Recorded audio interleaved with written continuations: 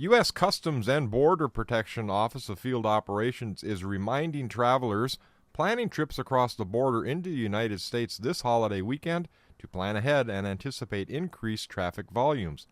Border traffic volumes are expected to significantly increase during the weekend of October 6th and continue through October 9th for the observance of Thanksgiving in Canada and Columbus Day in the United States. All travelers are reminded for some simple steps that they can employ to cross the border more efficiently. Check out the new CBP informational website. The CBP site has been completely redesigned to help users quickly access the content they need. It is also optimized for access by smartphones and make use of new content delivery network that will improve access internationally. And you can beat the border rush. Cross during off-peak times such as before 6 a.m. or after 3 p.m. Most lines at the border start building in the morning and carry on into early afternoon. You can monitor wait times for ports of International Falls and Pembina, and the information is updated hourly and is useful in planning trips and identifying periods of light use or short waits. You can visit www.cbp.gov/travel. Coochian County has been selected to participate in the Rural Child Care Innovation Program. The Rural Child Care Innovation Program is an initiative of First Children's Finance to address the challenges of early care and education in Greater Minnesota through the lens of economic development. The program uses a community engagement approach designed to develop right-sized solutions that increase the sustainability and availability of high-quality child care. List of communities that are participating: Fairmont, Howard Lake, Quad Cities, Virginia, Red Wing, Becker County, Kandahai County, and Coochian County.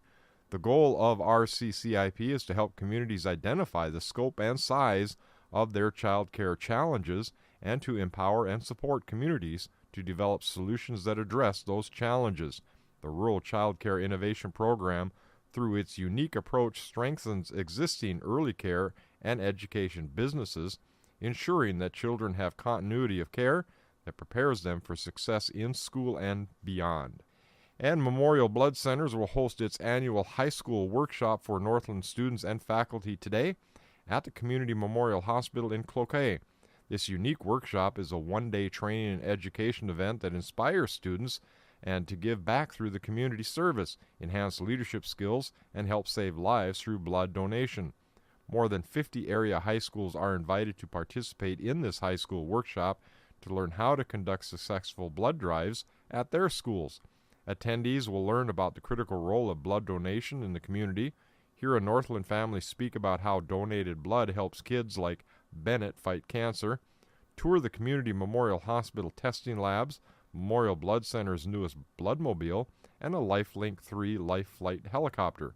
Collaborate with other Northland students to improve the success of their blood drives and hone leadership, marketing, and customer service skills. And the fallout from the release of the Jacob Wetterling investigative files last month continued yesterday as a former FBI agent held a press conference denouncing comments made by Stearns County Sheriff Don Gudmundson.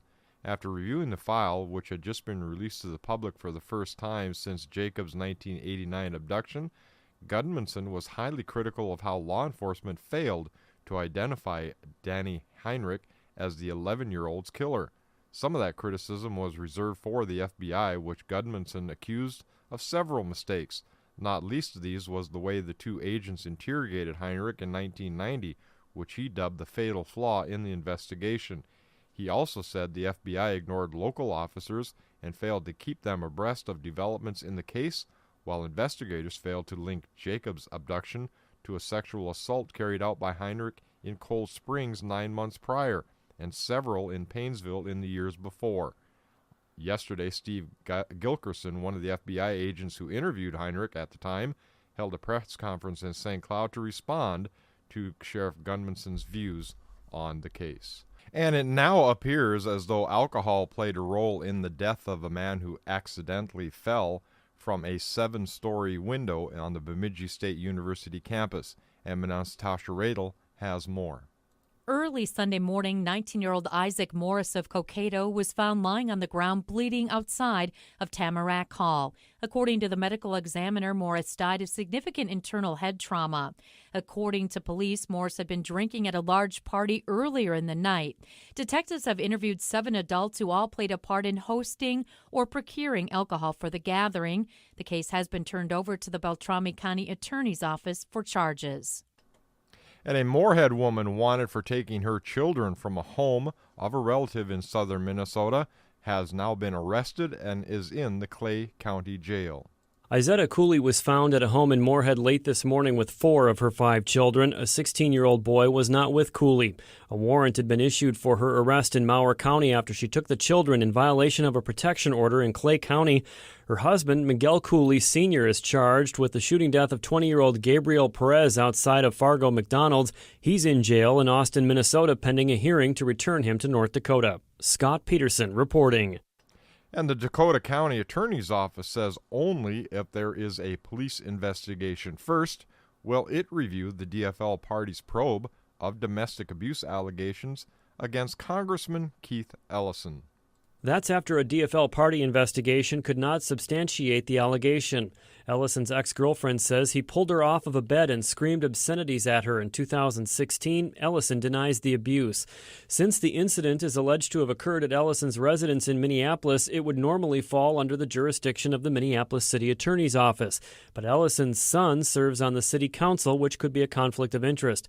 Dakota County Attorney James Backstrom says he would conduct a preliminary review only if there's a formal complaint submitted to the Minneapolis Police Department. Scott Peterson reporting. And don't be alarmed when you get a cell phone alert this afternoon from President Donald Trump. MNN's Tasha Radel explains. Federal officials will be conducting the first ever nationwide presidential-level wireless emergency alert. Minnesotans will receive a loud tone and vibration on their smartphones at 1:18 this afternoon. It will be a message that reads, Presidential Alert. This is a test of the wireless emergency alert system. No action is needed. In addition, there will also be an emergency alert system test message conducted at 1:20 p.m. across radio and TV. This message will be similar to the regular monthly EAS test messages, which will interrupt programming for about 1 minute. And a final report from Governor Mark Dayton's task force on broadband recommends the state spend $35 million a year for about 10 more years to extend high-speed internet to underserved areas of Minnesota. Chair Margaret Anderson Kelliard contends the task force report will have traction regardless of the outcome of next month's election. We are in the political season. It is an important issue, especially in statewide races and in legislative races right now in rural areas. Republicans have been reluctant to put state dollars into expanding high-speed internet access, arguing the private market is doing it. Democrats say unless the state steps in, some remote areas in greater Minnesota might never get broadband. I'm Dwayne Etienne reporting for rjbroadcasting.com.